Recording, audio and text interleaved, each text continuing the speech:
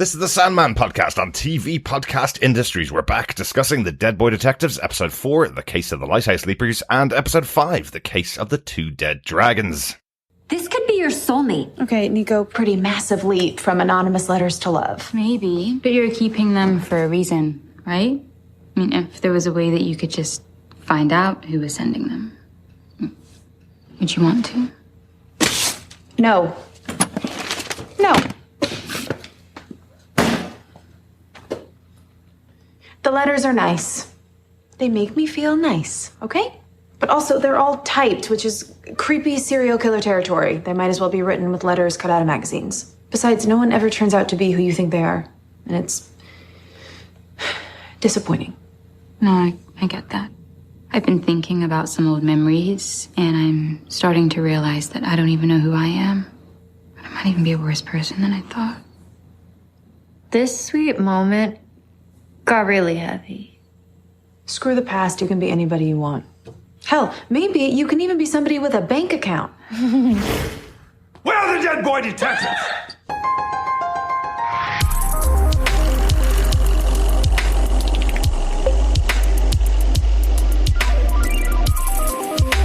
Welcome back, fellow dreamers, to TV Podcast Industries, chatting about The Dead Boy Detectives. 2 more episodes this week. I'm one of your hosts, Derek. Hello there, fellow dreamers. I am one of your other hosts, John. Yes, we're on to episode 4 and 5 of The Dead Boy Detectives. Yeah, 2 more cases in the books. Yes, Lighthouse Leapers and 2 Dead Dragons. Yeah. Were you expecting real dragons? I I thought we're in this fantasy world where we get to see dragons. I did kind of think that, but I like the little subterfuge. Yeah. there, Yeah. the title. All good. We are going to go into spoiler-filled detail on these episodes, so if you're watching along with us, make sure you watch both episode 4 and episode 5, and we are going to separate them slightly in the episode, but just in case we spoil anything for you, make sure you've watched the episodes. And we would love if you'd subscribe to our main podcast feed. Go over to tvpodcastindustries.com. Loads of options over there for you to subscribe on every podcast catcher around, if you want to subscribe there. And we'd also love to hear your thoughts on Dead Boy Detectives. You can email us to feedback@tvpodcastindustries.com with your thoughts, or pop on over to our Facebook group at facebook.com/groups/TV Podcast Industries to leave your thoughts on one of the spoiler posts that I put up when the episodes are released on day 1. Yes, let us get into our spoiler-filled discussion. Let's crack on. Derek, who gave us what, were, when, and how for episode 4.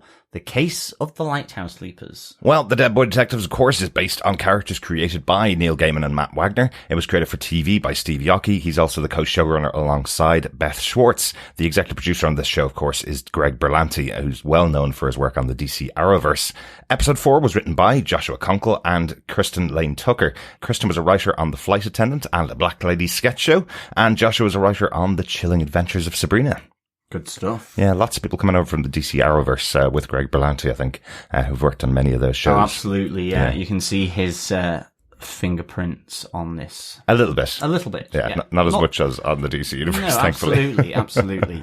It kind of ran out of steam after a time. It's there were great shows, of course, as we mentioned before. We did like a lot of the shows, but over time they kind of ran out of a bit of steam. Yeah, I would say so. I mean, I really liked the Arrowverse to begin with, and then I just kind of faded away from it. Exactly. So it was more just, it just didn't keep me coming back for the length of time that it was on. Yeah, 22 episodes, like 8 seasons. It's quite a lot to carry on, isn't it? Yeah. It is a lot, yeah. But the director of this episode was Andy Armaganian. They directed 2 episodes of Star Trek Discovery as well, and also worked on lots of Arrowverse shows, including Supergirl, Legends of Tomorrow, and Stargirl. Excellent stuff. Yeah. John, do you want to give the Netflix synopsis for episode 4, The Case of the Lighthouse Leapers? Sure. The team investigates a disturbing series of deaths at a lighthouse, while Crystal hears a voice as she pieces together the clues to this seaside mystery. An interesting episode overall, this one. Yeah, absolutely. Yeah. I kind of enjoyed this episode, and it also provided some good backstory for Charles, as well as having the night nurse on the scene. Absolutely. Who is glorious. Almost a bit like the child catcher in this episode. Was telling the two girls that she didn't really like their swordplay. Absolutely. Yeah. Was really good. funny, wasn't it? Yeah, I really liked that Loved scene. Let's get into the top moments from the episode. As we have been doing on the previous episodes, we are taking the titles for our points from the episode titles that come up, and then we'll talk about everything around that, right? Yes. Yeah. So the first one that we have is the Lighthouse Leapers itself, the actual case for this week, which starts out with a grizzled sea dog. Yes, the lighthouse keeper.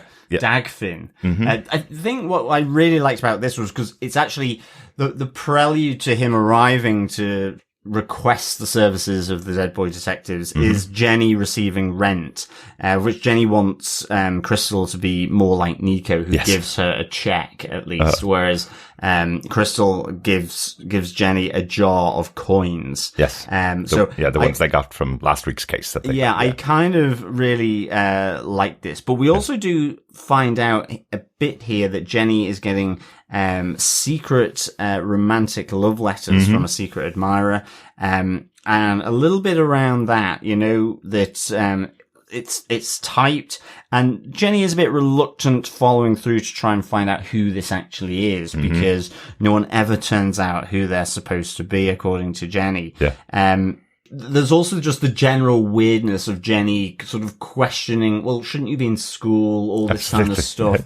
And it turns up with Dagfinn bursting into the butcher's shop. Of course, Jenny can't see her. So Nico and Crystal both sort of jump in surprise, letting out noise. And Jenny's like, what is going on with you two? Exactly. So I kind of really like that dynamic with Jenny. I mean, she is a great foil for everything else going on.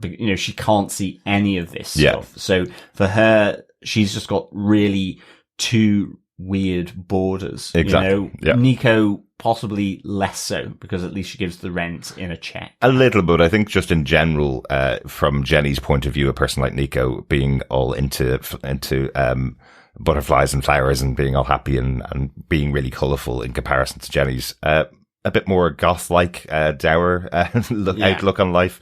You mentioned that she gives Jenny a check, but she doesn't just give her a check. She gives her a check with loads of pictures drawn all over it and saying, thank you so much for taking care of me. And then she just gets passed over the jar of coins from Crystal, who tells her she can buy loads of wishes with it if that's what she wants to do, which I just thought was really good. But the actual case itself that's brought by Dagfinn is that he's been haunting a lighthouse, the only lighthouse in town for the last number of years, and suddenly he's getting lots of interlopers, these people who are coming and killing themselves and then hanging around smiling all the time. It seems like he's a ghost that likes his own space, and there's suddenly loads of ghosts sort of just arriving and building up here because there's people just showing up and throwing themselves off the top of the lighthouse or the cliffs close by. And he's like, I need my own space here. Exactly. And it's starting to sort of get crowded out here in the lighthouse. Yeah. And it's my space. So he's wanting to get Charles Edwin to investigate these mortals killing themselves and effectively crowding him out. Yeah. Cramping his style. And cramping his style. And in return, the payment that he can offer is saltwater taffy, along with a cursed 8-ball, which does seem to pique the interest of Edwin, who says that they don't have anything like that in their collection. Yeah, what does he say? That if it tells people the exact date and time that they'll die? Is that? Yeah, that's what he's saying. But it is an interesting one. We had the conversation last week with Crystal. The reason why they chose the case of the Devil in House was because it comes with payment, and she needs to pay rent. She's a human. She's trying to pay rent in Jenny's butcher shop. But the guys don't need money, right? No. So I guess this is a little bit of a window into the way they would have worked in the past. They kind of pick up magical objects, I guess, is part of our occult objects to, I guess, put into Charles's bag, which they carry around with them that they could use in future. So I wonder how the Magic 8-Ball will play in the future. Yeah, and interestingly, as Charles, Edwin, and Crystal are joined by Nico on this investigation as they head out to the lighthouse that is starting to get a number of new residents here that Dagfinn is totally against. And we actually see a leaper here. Yes. Immediately, a lady in a dressing gown, and there's at least 3 that we see here. And actually, it's almost like a siren call. So there's a little bit of a red herring, dare I say it here, in that, you know, you immediately think of sirens on the rocks. You know, it's a very well-known story, sort of luring sailors onto the rocks and to their death. Yeah. So there's that kind of feeling to this, because they're hearing voices. So of the 3, the lady that they see jumping off the lighthouse, she had heard her boyfriend, her ex-boyfriend, and the others had heard the voices of their dead wife and their father that had passed away. But it was the best feeling, this kind of feeling of being drawn to it. So very siren-esque in that sense. Yeah. It kind of kicks off in that way, this investigation. Yeah. Yeah, and we have Crystal also gets a voice in her head while she's doing the investigation with Charles. The team kind of split up and go in different directions, and Charles and her are exploring the lighthouse itself, and she gets a voice that she knows is her mother's voice and almost draws her to her death until Charles stops her, effectively. So yeah, he kind of just he doesn't really know that he's stopping her. He just snaps her out of it by saying, "Are you coming?" Yeah. As they make their way back down the lighthouse. Yeah, we have Charles and Crystal off investigating these ghosts.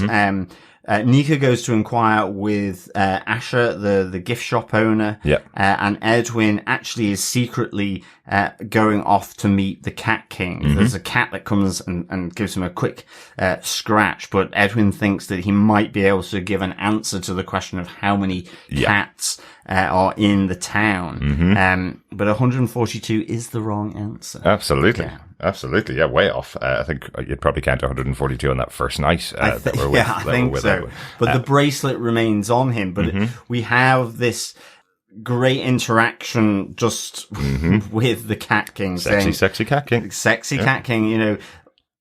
Uptight people like you, referring to Edwin, he says, you like a bit of rough, but I'm not the Dazzy type here, you know, and you like a bit of role play, you know, what is it that you are actually wanting or seeking here? What is it? And he turns into Monty, but he also turns into Charles. Yeah.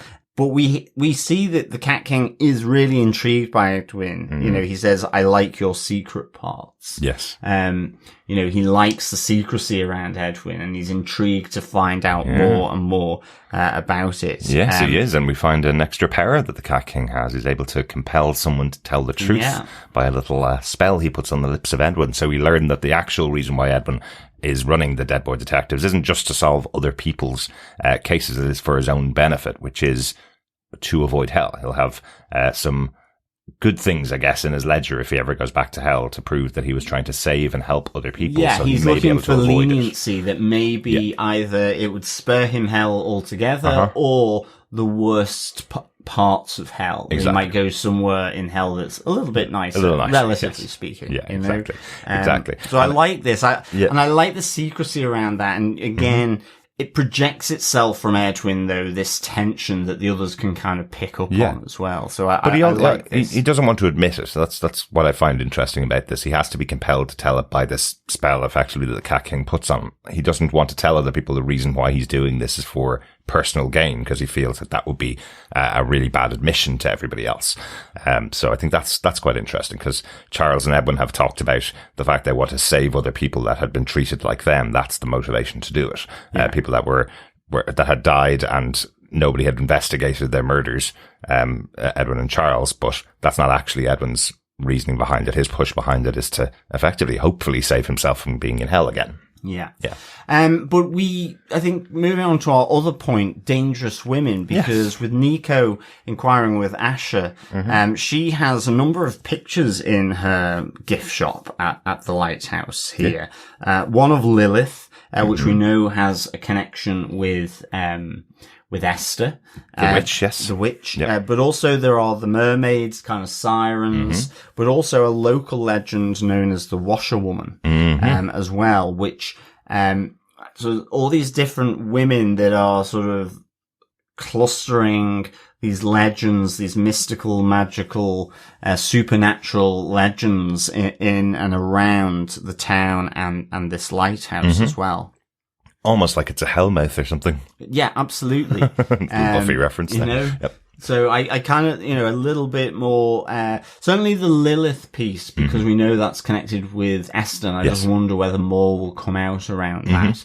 Yeah. But the more important one is around the washerwoman. Not that she's dangerous, but they do come across the washerwoman as well. But it's after, again, we have Crystal, hearing the voice and heads towards the cliffs where the other three ghosts are kind of located, looking out to sea. Yeah. And she's pulled back by Nico and Charles, but Edwin does see this light in the sea below at the base of the cliffs, which then disappears. Yeah. And so they go down to sort of look a little closer at the shoreline, where then you get, so again, there's a lot of unsaid things here between Charles and Edwin.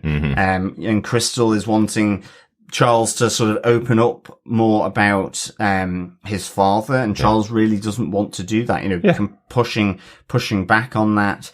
And we see Edwin sort of getting drawn into Charles after his conversations with the Cat King, and we have Nico being quite perceptive here, but is asking him about Monty, and Edwin's personal struggle here. You just see it on his face. Yeah, exactly.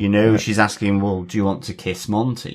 This. So I like how all this sort of build up towards then Edwin effectively calls the washerwoman a bit of sea glass that Nico has been collecting. Yeah, that is an interesting part of it, but I think the actual questioning of Edwin and what he's kind of realizing about the people around him is really fundamental to this episode. The case itself obviously is the mechanism of the episode, but him questioning whether, firstly, he's never admitted to himself that he's gay. We heard in the last episode he was going, but he's a boy and I'm a boy. And Nico was trying to encourage him, going, but that's okay. There's nothing wrong with that, The Cat King tempting him with Monty and tempting him with Charles. And then here, the conversation between the two, there's the onset part of it. She asks whether he wants to kiss Monty.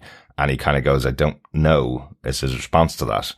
Because I think he is questioning whether it's Monty or whether it's Charles that he's attracted to. Yeah. But you seem drawn to Charles in the distance as Nico's speaking. Yeah. And that's the thing. I kind of like the unspoken feelings that Edwin is having. Yeah. I think it comes really nicely across his face, the questioning, the desire a bit. Yeah. And I think certainly coming from the Cat King, that is, in a sense, awakening this. Exactly. In Edwin. So it's really good. But we do have then the washerwoman come here, this local law, and a local saying that we see on one of the paintings in Asher's gift shop, which comes through as they look through a red piece of sea glass. And I thought the effect on this was really, really good. Almost like a kaleidoscope, a fractal type image. But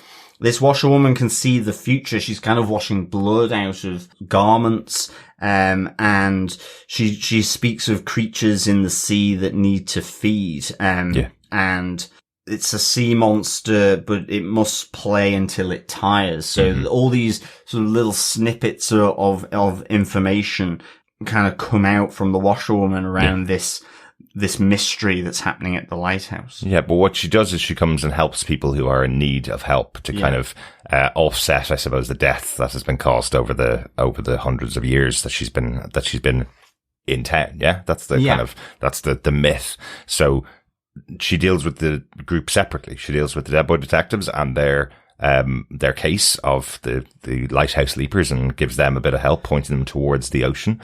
But she separately deals with Crystal because she knows Crystal has a different need and basically gives her a riddle that Crystal finds really difficult to solve about her past and her parents. Yes, she says, when the ground moves and the bird cries, stop looking without and start looking within. It's all very cryptic. Yes. And Crystal, not very sure of it, but is immediately whisked out of there. And in fact, this message from the washerwoman to Crystal is, she's there on her own. Yeah. The other three have already kind of whisked away after the first lot of information around the mystery.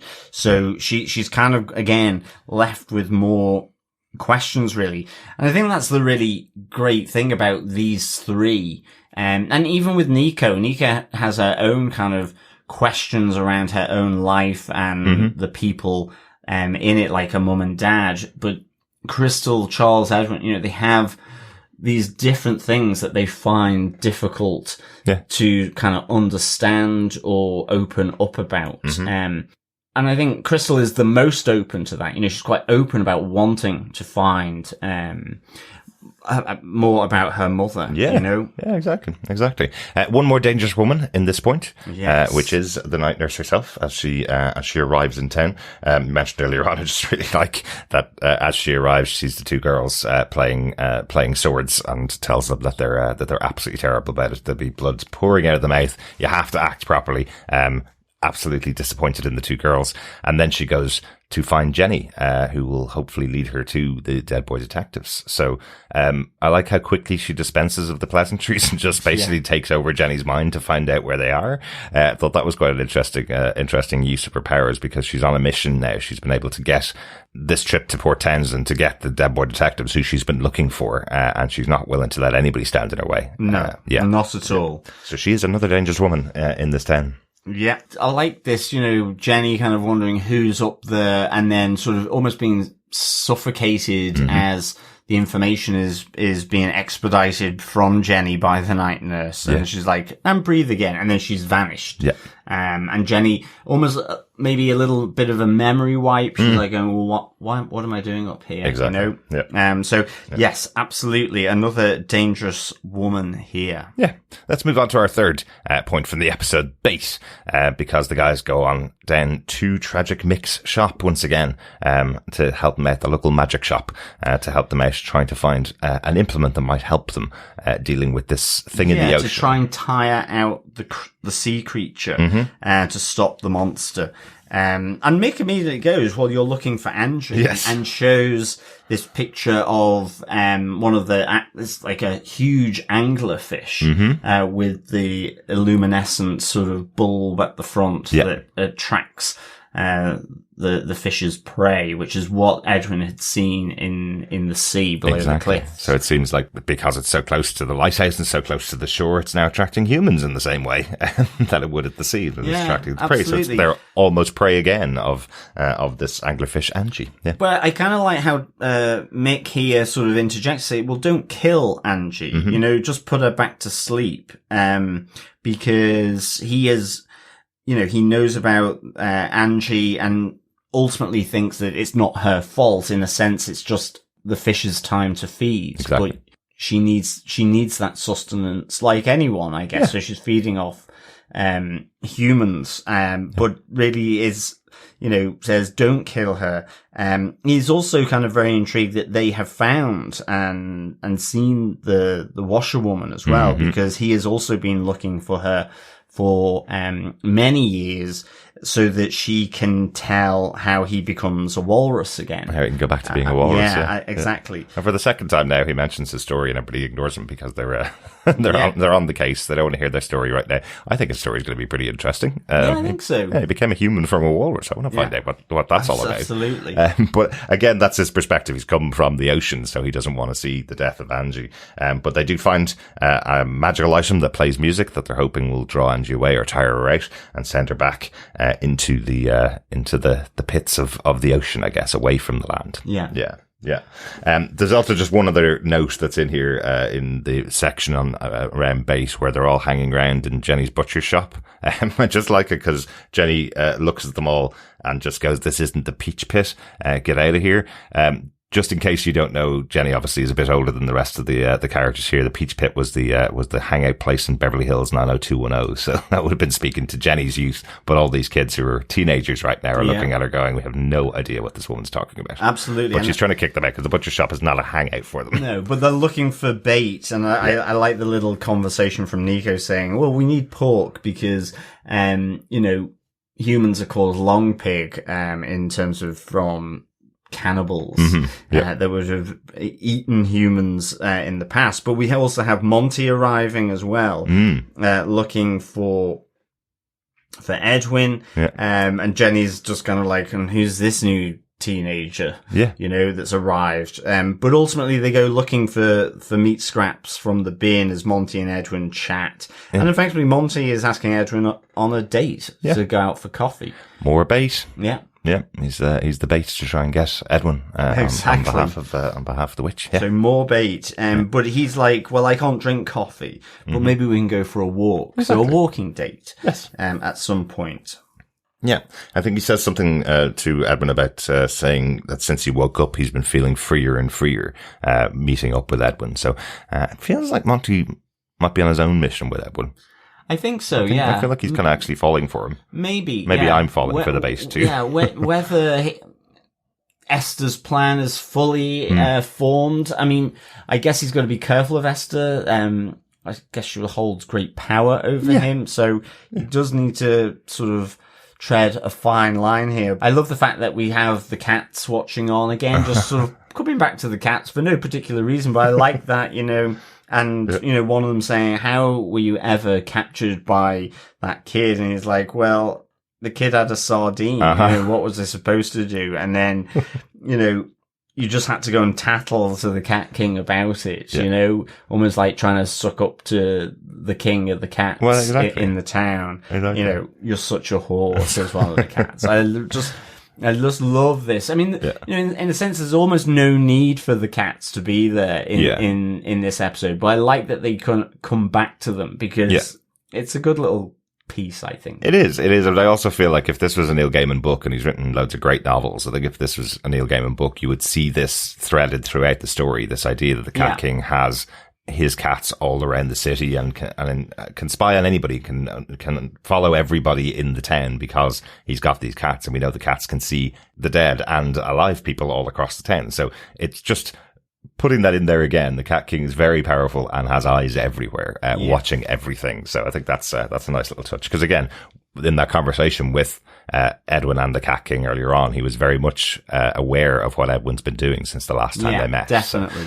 So it's a good little touch to have it there.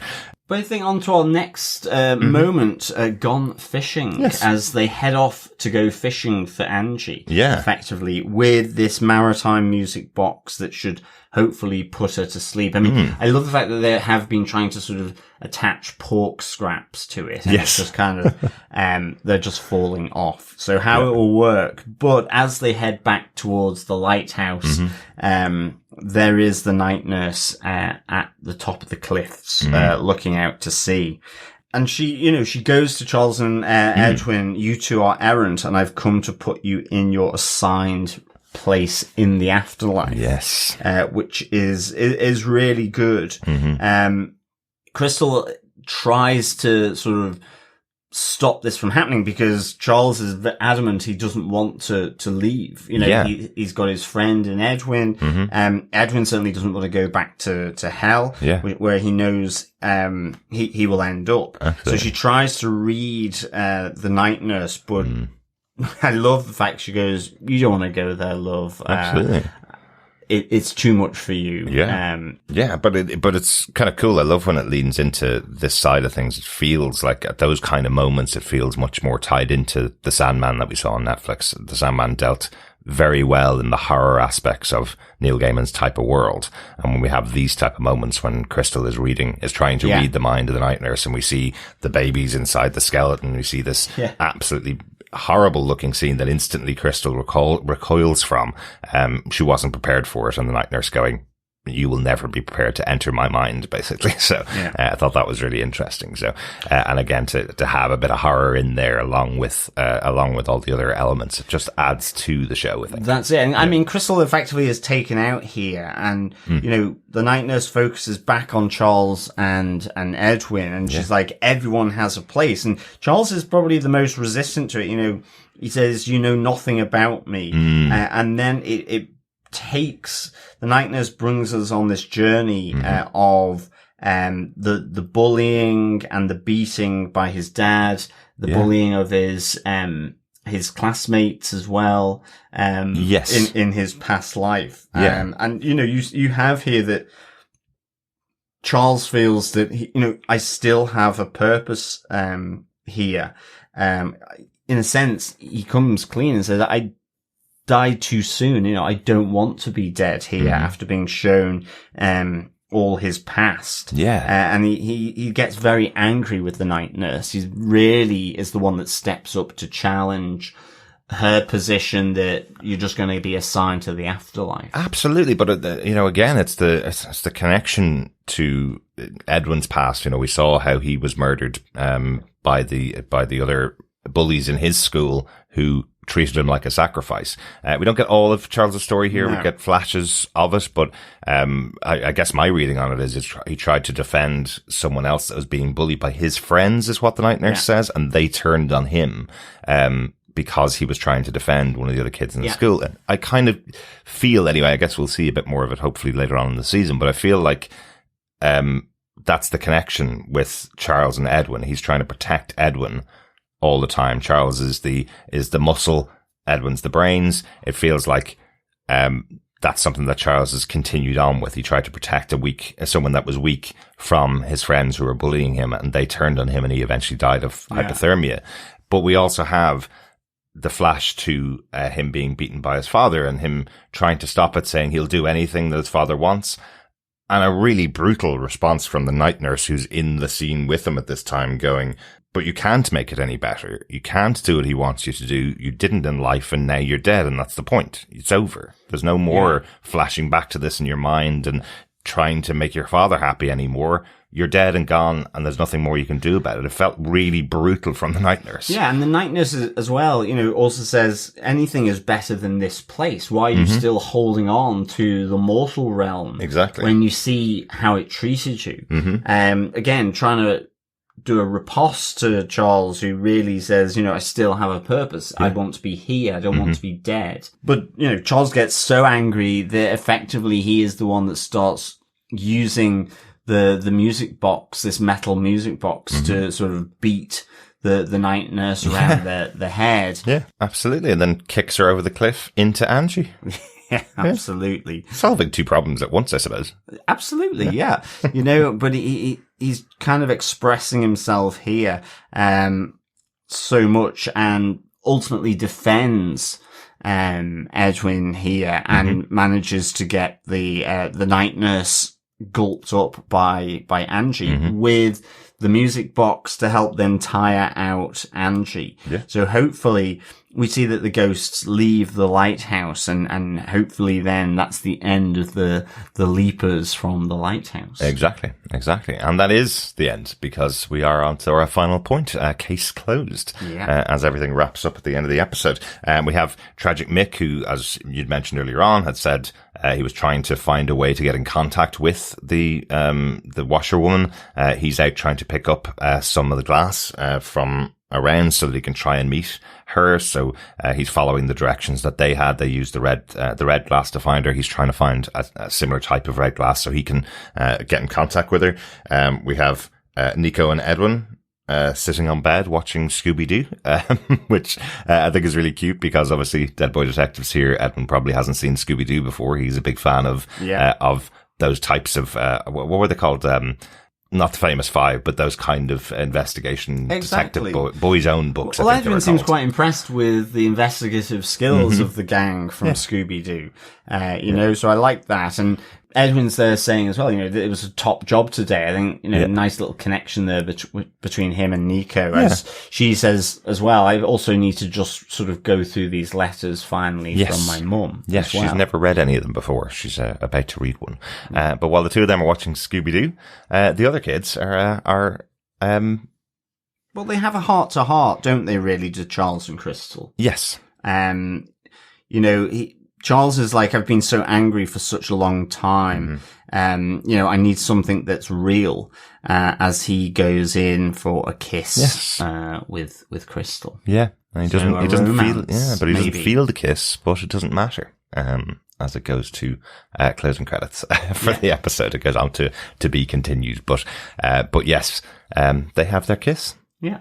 Well, and just before that as well, you have Edwin and Charles having a brief moment where Edwin says, given how Charles expressed himself at the top of the cliff with the night nurse and the brutality which he kind of dispatched her, he just says, you can talk to me about anything as well. Yes. So, there's maybe a sort of a momentum shift here as this group of the Dead Boy detectives maybe can start to open up a bit more, which we see between Edwin and Nico a bit, at least for Nico, and also with Charles and Crystal. Absolutely.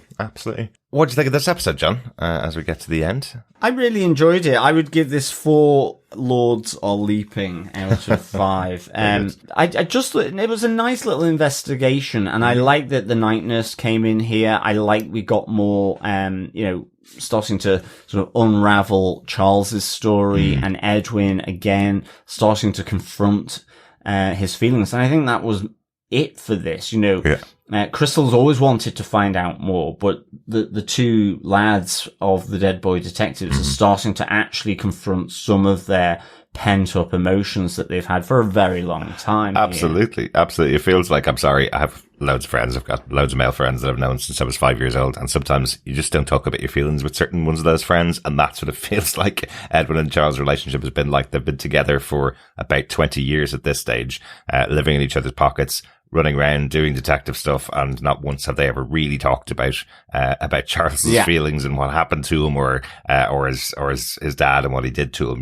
It takes Crystal coming in and being the catalyst for those discussions. So, and the night nurse coming in and being a catalyst as well. But there's some very good things about this episode. I think I think the case rattled along pretty quick in the background, but the actual story of Edwin discovering his feelings for maybe Charles, maybe Monty, or just his general feelings of that maybe he's gay, that is a bigger part of this episode for me. Absolutely. And then learning Charles's history, learning how similar it is to Edwin's death in its own way, and the rage that he's feeling against his father. I think that's those two really interesting parts of the episode. Definitely. Yeah. Great stuff. We're going to take a break, and we will be back with episode 5 of The Dead Boy Detectives. She was so close to a meal with that juicy little Becky Aspen, only to have it plucked away by those weaselly little detectives. She's just mommy's little slither bug. That little slither bug is the size of a bus. I could afford to miss a few meals. Darling. Some people drink almond milk. Some people skip carbs. Some people feed their gigantic snake children to stay young and beautiful. It's honestly NBD. Oh, I mean, you stood bleeding on the shore so that Lilith would come out of the ocean and grant you mortal life. She never said you had to stay young and beautiful. So dare mention that blood goddess's name. She tricked me, Monty. What good is living forever if you're just going to wither away? So, I will feed my snake a generation of little girls to maintain my beauty. And those dead boys continue to get in my way.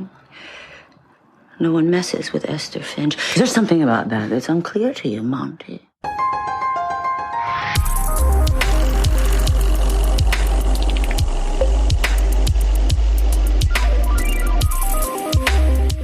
Right, let's get on to our second episode of the podcast, on to episode 5, The Case of the Two Dead Dragons. Indeed. Derek, what are some of the episode details here? Well, this episode was written by Kelly Breslin and Jeremy Kaufman. Kelly was a writer on the TV show You, and this is Jeremy's first writing credit. Good stuff. Yeah. He's been an active writer for a long time. I think we've talked about this many times before, that lots of active writers don't get stuff produced, but he had loads of scripts out there. But this is the one that he gets his first writing credit on IMDb, so not a huge amount of information about him at the moment.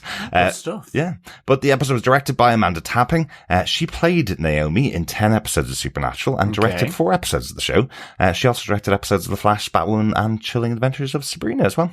Good stuff. Yeah. So definitely all the directors seem to be being tapped from the Greg Berlanti shows. Yeah, absolutely. Sure. But I suppose with the Chilling Adventures of Sabrina, there's definitely some DNA in between those shows and this one.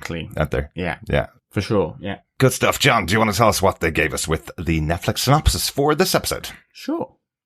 While Crystal, Edwin, and Charles investigate the tragic murders of 2 popular athletes, Nico sets Jenny up on a date at the butcher shop. Yes, she does. She certainly does. I really, really enjoyed this episode for sort of everything around Jenny and her secret admirer as well. I just thought it played really, really well. And I'm so glad that Jenny, has this extra bit of exposure within the show here, something around her life as well. Yeah. Even though, again, it doesn't necessarily go as planned, but, yeah, I enjoyed this episode for that.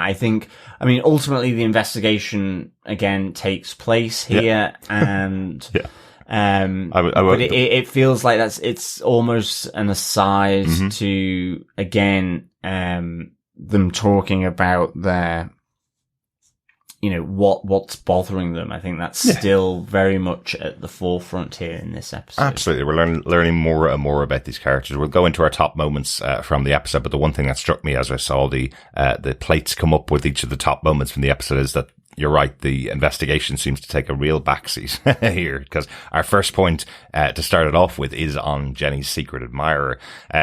As Nico goes out and writes a letter to her mother, following on from last episode where she read the letter. She writes a letter to her mother, puts it into the postbox, and catches sight of one of those envelopes in the hands of Maxine from the library, who seems to be the secret admirer of Jenny. Absolutely. Yeah. And then Nico takes it into her own hands to set up a date for Jenny. Yeah, absolutely. I like also here in this point, Nico effectively sort of excuses herself from the main investigation around the 2 dead dragons, these 2 athletes of Brad and Hunter, that come to ask for the help of the Dead Boy detectives. Yep. Because she has a case of her own. I love that, again, just as an aside, we have the Dandelion Sprite being lovingly rude to Nico, as usual. Yeah. Nico seems to really enjoy having them around, whereas you can sense that Edwin and Charles think she should just be getting rid of them. Yeah. She tells the sprites themselves they need to be quiet because they're actively trying to kill her. All the rest of the friends are actively trying to kill her. But they are a fun little presence. They are, absolutely. I love just even when they're having that conversation outside about the two jocks that are dead, and there was a sad parade in town after they died. You hear just the voices of the 2 of them going, "Not as sad as your stupid face." Yeah. Which again, is just these little touches of these sprites that are there all the time listening in to everything that's going on, and they're very mean-spirited all the time, so I really like that. And this leads us on to our next moment here, which is a nice little play on words in meet cute here. Yeah, as meet as in butcher shop. Yeah, indeed. As Nico pimps out Jenny's shop all in pink with rose petals, with fairy lights, you name it. Yeah. Because she's persuaded Jenny to sort of just, take the jump and meet her secret admirer. She's worked it with Maxine as well to come round to the butcher's shop. So I love the fact that she's setting up a date in the shop, with all the meat still there and turning it with hearts and fairy lights and rose petals and candles. Yeah. And you name it. I felt like Jenny would have run out of there in a second if it hadn't been her own butcher shop. Yeah, well, exactly. That's what it felt like. And Nico making excuses, getting on, just, you have to go for it. You have to go full on. That's the way you do it on the first date. And as they sit and discuss and have their dinner, in the butcher shop, you kind of hear, that Maxine's quite obsessed with her. Absolutely. And interestingly, from the letters themselves, if you read some of the letters, the words that Maxine is using about Jenny are that she's her goddess, that she's watched her from afar all the time. And Jenny's been enjoying the letters because letters can't disappoint you. So she doesn't really want to meet Maxine, but is being pushed into it by Nico. Absolutely. And I mean, in some ways, it seems to start off quite well in the, Maxine also likes wine and murder documentaries as well as does Jenny. Yeah. I like that, but they having this conversation, and Maxine, this is the first hint of it, but Maxine manages to cover it up because Maxine talks about, seeing Jenny at the fish market. Jenny's sort of giving out about the guys down at the fish market. And she's like, well, how are you there? I go there really early in the day. And she's just like, well, I'm out for my early morning run. And I saw you. And she's like, well, can you explain the concept of running to me? I really like that. And speak slowly. Yes. Yeah, and speak slowly. So, there's hints here in these initial conversations that Maxine is effectively kind of, is stalking her rather than being a secret admirer. And this kind of builds as well as this date goes on. But Maxine and Jenny do kiss, but it then goes crazy as Maxine knows about Jenny's oversized pajamas effectively that she wears to bed, and she's like, oh, it's just if I happen to find myself in the alley outside the shop and I look up, I can see you getting ready for bed, and I can sometimes see what you're actually watching, so I pull it up on, and watch it along with you. But she goes, I have to fill in the blanks, like how your pillow smells. It's just like, it just really goes badly. From there on out, really. It does. Jenny instantly asks her to leave because she feels uncomfortable with how this conversation's going. It's getting really creepy, and I'm glad they did this, to be honest. Having these kind of stories is really important. We're two gay guys watching the show. These are LGBTQ stories. It's always good to have that representation, but not everything is going to be a fairy tale story, and I'm glad this isn't in its own way. I'm sorry for Jenny as the character, because it feels like even when she has that first kiss with Jenny, she goes, it's been a very long time since I did this. She kind of keeps herself to herself. I think she talked about it with Nico, saying, I know every bachelorette in this small town, and all of them are just women with cats. Not my type of people. Yeah, exactly. So it's really sad that it went the way it went, but wow, does it go off the rails. Well, she loses the plot considerably. But she also, broken wine glasses and all sorts, but she goes, Maxine actually goes, I've got to clean things up again. And you're like, okay, what does that mean? But ends up with Jenny's meat cleaver in her hand as Jenny's hiding out in the back, at the back of the shop, with Maxine sort of effectively trying to find her, but ultimately it ends with her slipping on, I guess, a bit of blood or, I don't know, juice of some kind that's on the tiled floor. I was like taken aback because she gets impaled on the knife shop effectively that's clamped into the chopping block at the back of the butcher's, and so she's dead. I mean, this doesn't end well at all. No. You have Crystal coming in going, oh my god, Nico wondering why it's gone so badly. And the police are called, as Maxine has been impaled on the knife shop. Yeah. Because it just was so creepy as the conversation was going on, as Maxine was saying to her, when I need to clear up, I need to clean everything up and get it all back to normal. It would have been great if you just hadn't talked. I know. It's so creepy. It's like, it is like a serial killer out of another Netflix show because they have hundreds of serial killer shows. And then to see her impaled at the end after what started out as being this pink and fluffy first date in the butcher shop. Ending the way it did. It's why the show's interesting to watch, right? Absolutely. It makes it completely different to what you expect going in, which I really like. No, I like this little storyline in this episode. Yeah. You know, it was sufficiently dark enough. Yeah. And, you know, it kind of felt right that Maxine would be unhinged, really. Yeah. And you kind of got this. And yeah, Jenny really should have gone with her initial thoughts about just not bothering to find the secret admirer, and Nico really, you know, is sorry that this has happened and probably should have stayed out of it. But I think it's the unsaid part, and I kind of wish they'd said it a little bit, but the unsaid part of this is Nico's a teenage girl who has been, you know, effectively stuck inside her own room now with no friends. She's left school. She doesn't have much social interaction. But she's setting up an older woman like Jenny with somebody else without any experience of it herself. She just expects the world to be all hearts and flowers, expects everything to work out perfectly romantically, and that's just not the way of the world.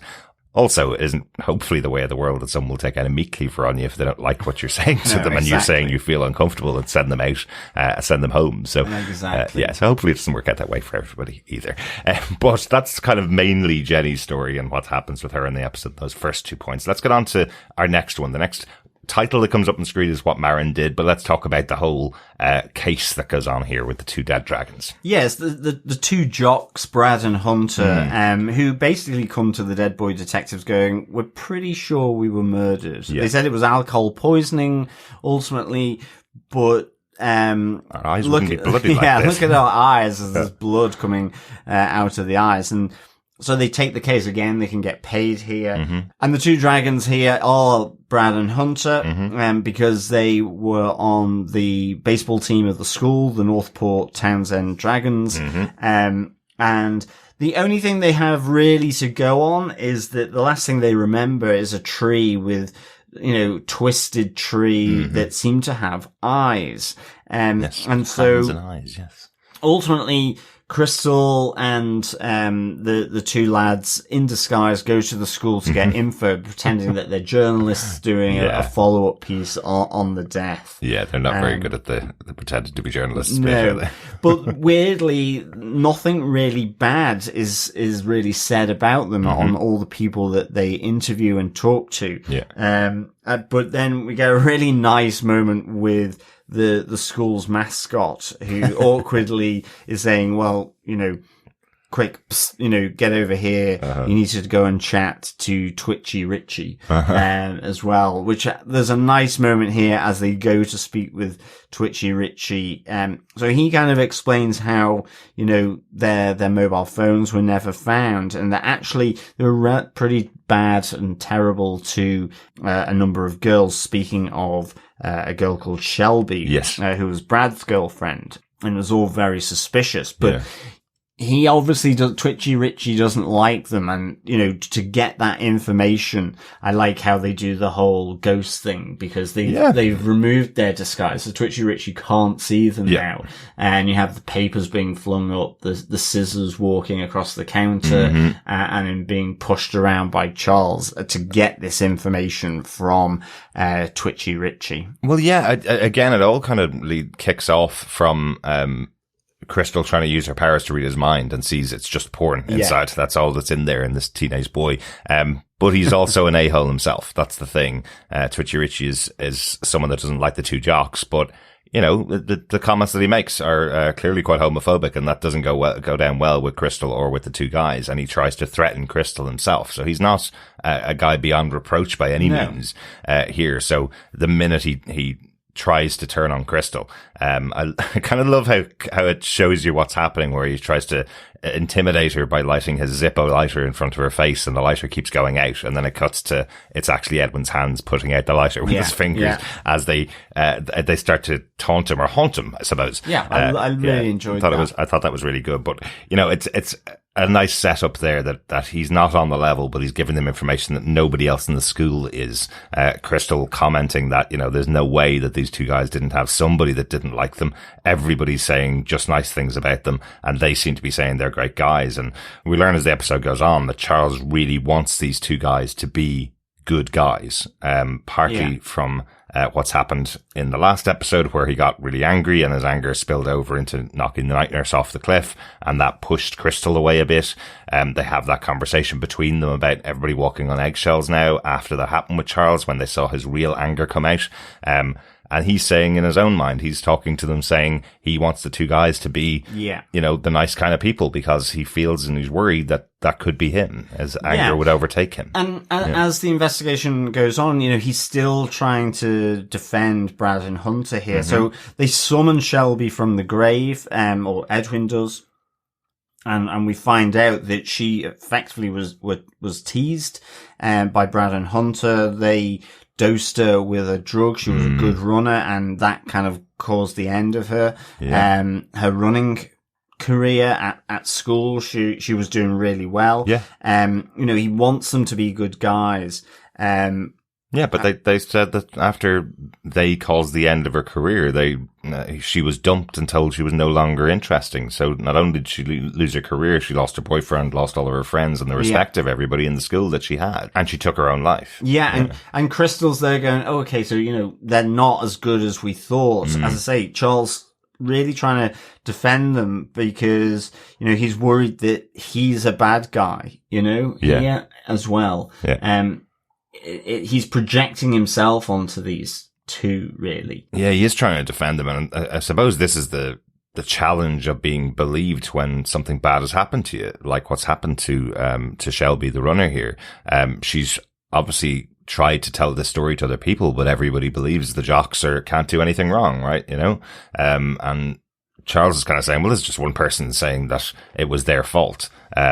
Can't possibly be these two good guys, that everybody loved in the school. We've got hundreds of people saying that they're stand-up guys and just one person saying that they're wrong. And that really gets, Crystal's back up. She gets really irritated with this idea that he's not believing in what Shelby's saying. Shelby killed herself after what they'd done to her, even if it is only one person that they've done that to, she should be believed. Clearly, she's had that bad experience. There is a great moment when the two of them interrupt the conversation that Edwin's having with Shelby after she's died, where she just turns around like something out of Ghostbusters and screams at the two other ghosts that have walked up. Just, draws out a real vicious response. I mean, she apologizes afterwards, but it was really good. And then they get another call here from Marin, who was Hunter's girlfriend. Yeah, they do. Yeah, and one of the little thing I wanted to point out, I guess, in the kind of bigger scheme of things in Sandman, we talked about it before, that what happens after death is a personal experience for everybody in the universe of Sandman. So people that go to hell because they believe in hell and believe actually that's where they're supposed to be going. Yeah. For the most part in Sandman. Some people are punished and obviously put in hell. Some people go to heaven because they believe in heaven. Some people get reincarnated because that's what they believe. And here with Shelby, she killed herself. And what they explain is that often, people who've died by suicide walk the earth for the rest of their lives because they haven't finished their lives out. They haven't completed the lives they should have had. So we hear from Shelby, she absolutely regrets taking her own life because she now can't experience anything more, and she's punishing herself by walking the earth. Yeah. Which I thought was an interesting nod to that mythology again of the Sandman about people do tend to punish themselves more than anybody else would punish them. Definitely. So, but we end up going to Marin's house there after she's called. Yeah. And where she basically says that she lied, and we get the sense here of another person speaking badly of Brad and Hunter. And she says that she thinks it was Twitchy Richie who actually killed them.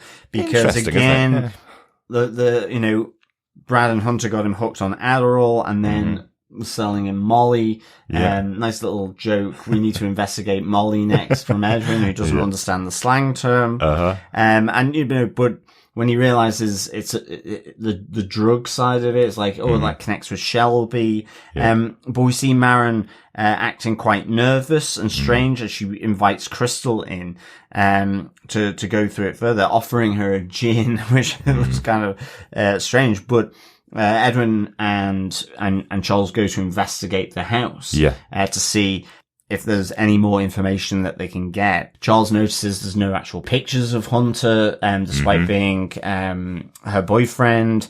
And then they find a little compartment behind one of the sideboards in her room where they find the 2 phones. Exactly. And they see the tree outside with the with what looks like eyes and hands on it. That was really cool, actually. I like the kind of look of that. It was very cool. Don't know whether there was CGI involved in that. I'm sure there was, but it looked really cool. Yeah, it did.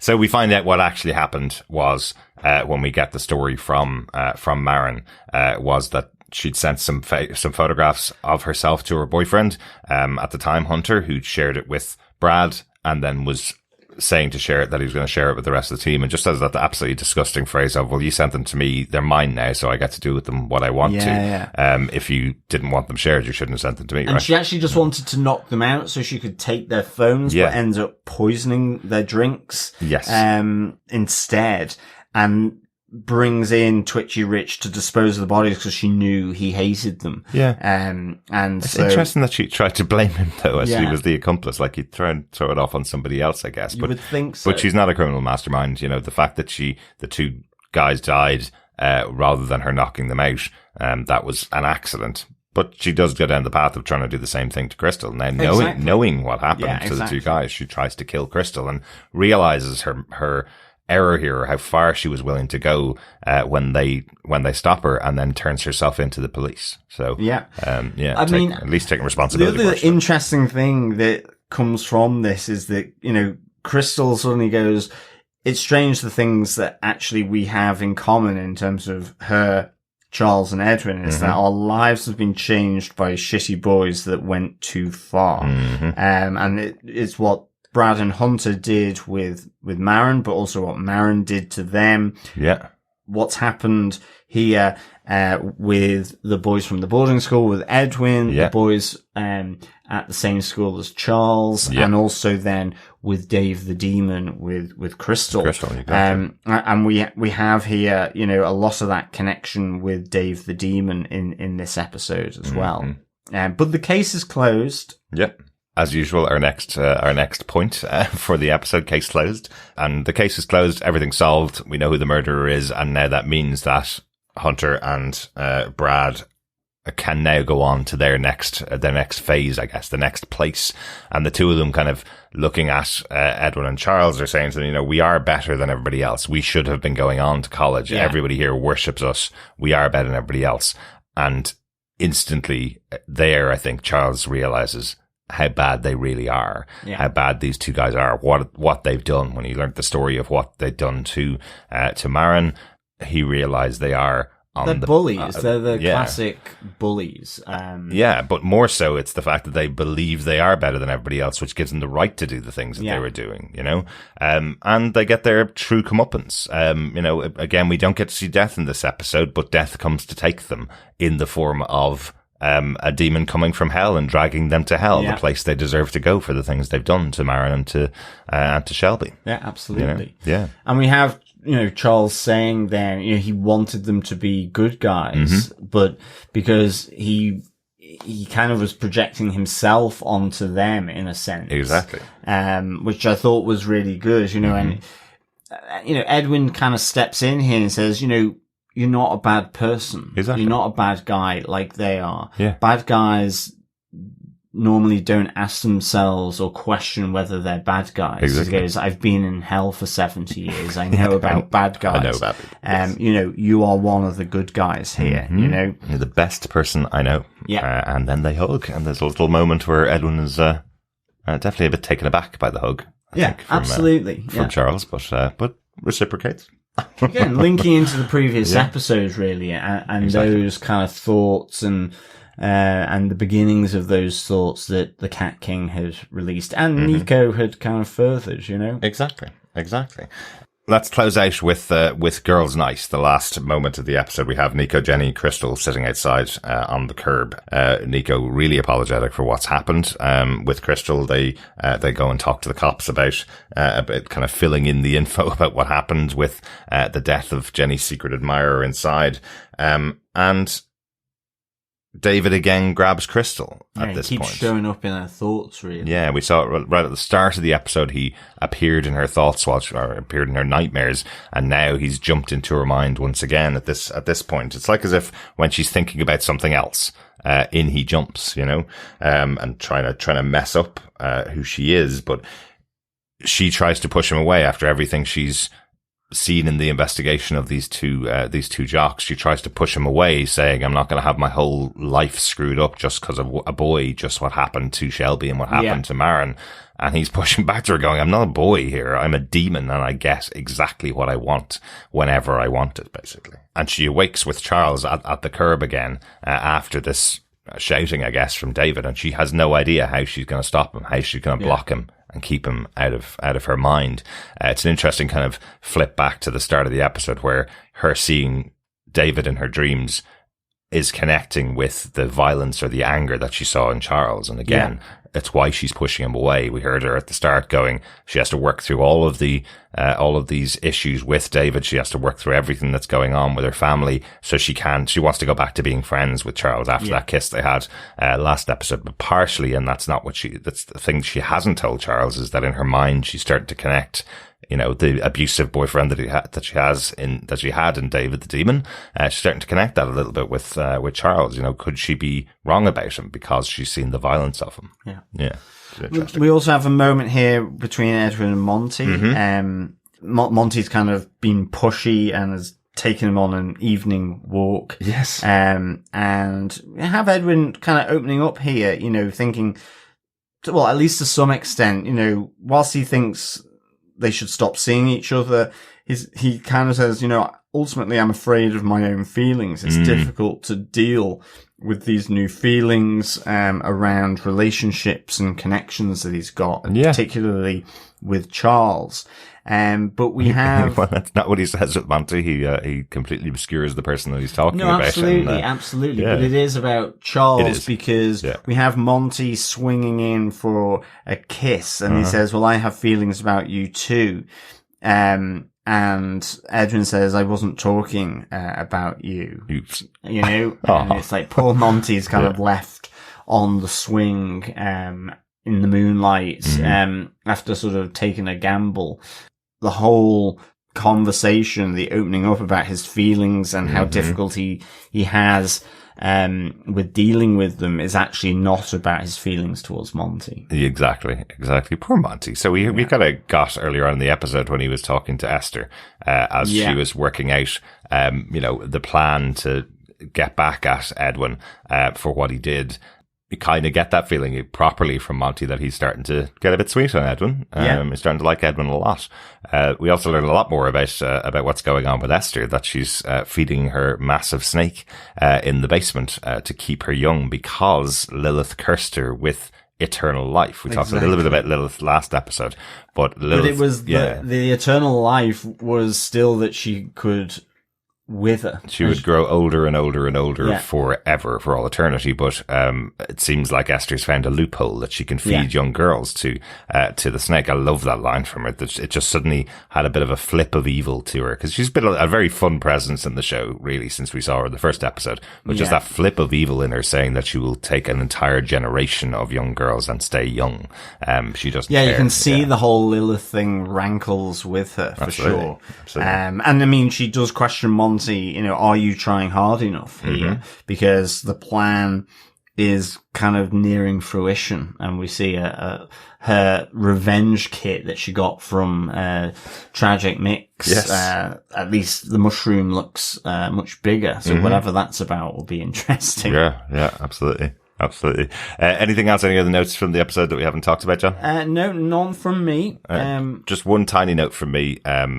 Just the harbinger, I guess, that Nico's plan wasn't going to go very well of having Jenny's secret admirer come in for the dinner date with her in the butcher shop.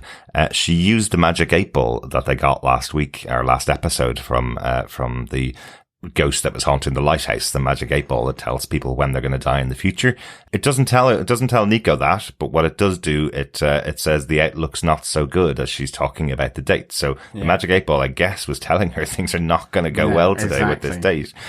So I like that little touch of a harbinger of how bad, that it's going to go badly. I don't think even if she had taken it, she would have thought the date would go as badly as it did. No, absolutely. Yeah. There is actually one thing. We have Edwin, who's kind of got the book that Monty gave him on the astrology charts, and he says, he just makes a comment around Aries and Taurus are not really very compatible with one another. Whether that's him talking about himself and Monty, or himself and Charles, or maybe Charles and Crystal. I don't know. Yeah, he's definitely looking it up for a reason. Yeah, he's looking up for a reason. I wonder if we look back at that episode when Monty met Nico and Edwin at the start and told them what their birth signs were. Maybe there was something in that that we could work it out. Yeah, good little catch there, John. Great stuff. Overall, John, what did you think of this episode? I'd give this 3.5 roadkill faces out of 5.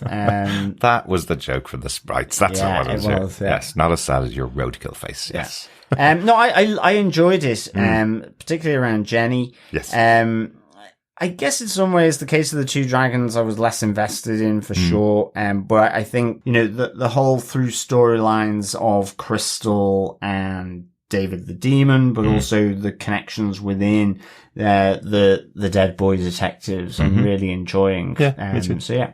3.5 roadkill faces out of 5 for me. Yeah, my only big detractor for this episode, I liked it, but my only big detractor honestly was the titles that were coming on screen, because if you're going to use that as your mechanic for all your episodes, make sure you're picking titles that explain what's happening in the scenes. It just, some of them seem completely out of sync with what was going on in the episode. So, I thought that there's, I think 2 titles appear in a minute, on the screen here. So, get your titles right. Yeah. Maybe they came up with that after they'd written the episode. Maybe that was the way they did it. So, it just seemed a bit odd. But overall, loving these characters, really enjoying spending time with them, and really enjoying them. And sometimes the cases just drop into the background a bit. Sometimes there's some really interesting stuff that's going on in the case, but I felt like there was more to do with Jenny and more to do with Edwin and Charles than the actual case this time. So that was an interesting way of doing it. But yeah, I'm excited to see more of these characters. I'm really enjoying the characters, and I love the story. I like the tone of these episodes. I think there's a darkness, there's a lightness, there's a quirkiness to them, and I'm enjoying that. And I enjoy this group of 4 of Charles and Edwin, but with Crystal and Nico almost as the complications. As I said before, I think the side characters of Jenny, Monty, and Esther are really good as well, great. and the Cat King, and the Nightmares, and just having as well then just the crazy little sprites or the cats coming in giving a quick commentary. Generally a ruse commentary is really good fun. Absolutely. Great stuff. Let's see what our fellow dreamers had to say. Let's go over to some feedback from our wonderful fellow dreamers. If you want to send any of your thoughts, of course, you can email us to feedback@tvpodcastindustries.com, or again, join us on our Facebook group where there's a spoiler post up for each of the episodes of Dead Boy Detectives on facebook.com/groups/TV Podcast Industries. First up, we got a message in on Facebook from Dr. Bob on episode 4, who says the open-eyed anime existence of Nico wandering through the world and taking the bites she wants gives the ideal yang to the yin and repressed and slightly bitter Edwardian boy. Aggie was an excellent monster of the week and has ruined my preconceived notions of the night nurse arc. Good to see Charlie putting his ghostly energies into assisting the heartbroken medium, but we're still left with Whistledown chasing after the tattooed mystery of Jenny. Who is it with the typewriter? The cute librarian? Not Walrus Man? Really enjoying this episode. Excellent stuff, Dr. Bob. Yeah. No, absolutely. He guessed it was the librarian. Yeah. And I guess what happens to the night nurse. Yeah, we didn't really kind of pick up on that. But seemingly she's been turned into a meal for Angie, the anglerfish. You know, how's she survived that? What is going to happen there? You know? Exactly. Good stuff. Thanks, Dr. Bob. Yeah, thanks, Dr. Bob. Laura Willie Swink says, really enjoying the show, especially this latest episode where we see Edwin beginning to open up his emotions and his sexuality. And I do love how Nico is gently supporting him through this discovery. Though I like all the characters so far, this friend dynamic is my favourite at this point. Very good. This show definitely aims for a younger demographic than Sandman, and maybe even Good Omens. However, it still feels like the same game and universe. The fact that my 17-year-old, my constant game and watch partner, pointed out that the female Dandelion Pixie is TikTok famous really proves the point. But Dead Boys still features all the hallmarks of Gaiman's imagination, traditional and sometimes obscure mythology and lore mixed with the author's quirky imagination and modern sensibilities. I do have one niggling issue with the show, which I will excuse because it's needed in order for the show to actually work. But there is a whole organization to deal with the dead who have gone missing. Does this infer that Death is not doing her job to the best of her abilities? What? She would never. Interesting point, Lara. All I'm going to say is that there is a reason in the comic books that I don't think they're going to explore in the Dead Boy Detectives, but we think might be happening in Sandman season 2. Ooh, interesting. Yeah, but they may have to explain it, I suppose.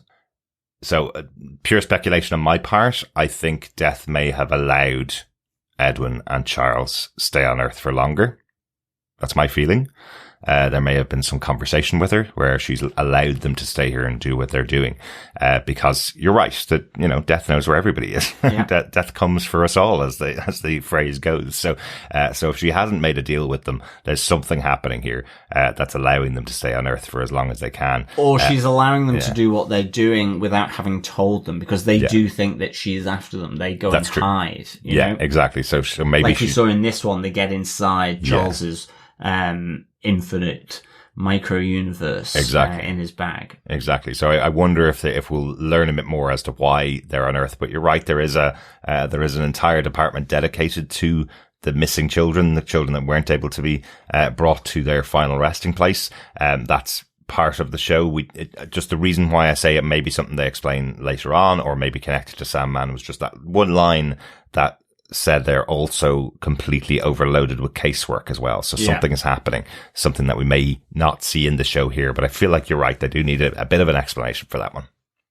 Definitely. Thanks, Laura, for the feedback. Heather Wallace says, I love Nico so much. She lights up the screen when she appears. Absolutely. Absolutely. She's just a great character. Excellent stuff. A real bright spot, I think. And I love that it counters to what Jenny is, you know, this sort of darker, goth-like creature. Exactly, and she works well with the sprites because they're also really dark and saying things that she would never say. And as Lara said as well, just her connection with Edwin is really, really fun to watch. And the episodes. Great stuff. We got an email in from Coffee and Vodka on episodes 4 and 5. He says, greetings, fellow Dunked Defenders. If the first 3 episodes were set up, the 4th slammed them well home. This has gone from a weird creative compromise to a show that's now its own animal. Now invested and hoping for another season. From the typewritten admiration note to the lullaby held by the night nurse and digested by Angie, this week was fantastic. Episode 5 established my favourite character of the show. Jenny is awesome and very much relatable. It's also the first time I've ever seen anyone turn a meat cleaver into a sexy fashion accessory. All that happened in this episode, easily the standout, was her once promising, no good, very bad dinner date.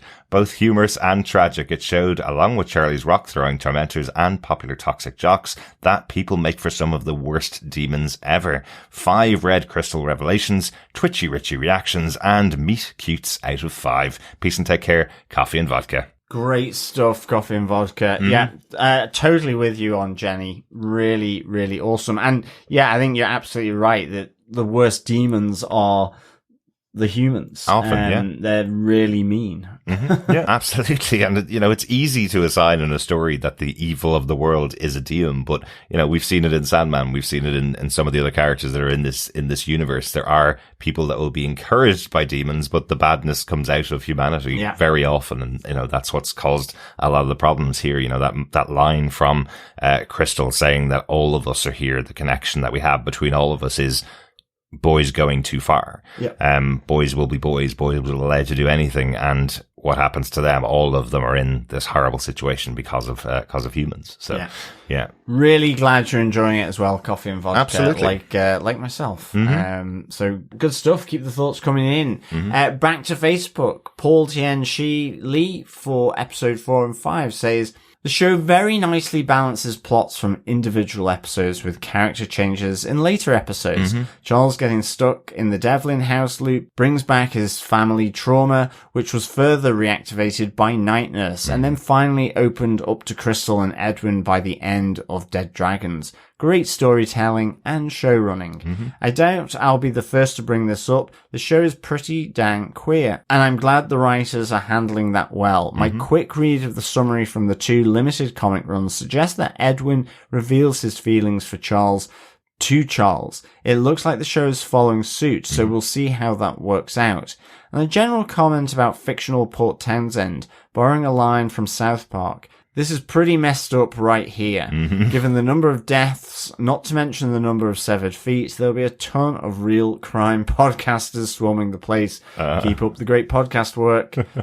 Thanks, Paul. Yeah, not if Jenny gets to them first. Yeah, she doesn't like crime podcasters at all. Not at all. Oh, absolutely. Yeah, the number of deaths happening in this little town, it would be a magnet for real crime podcasts and detectives.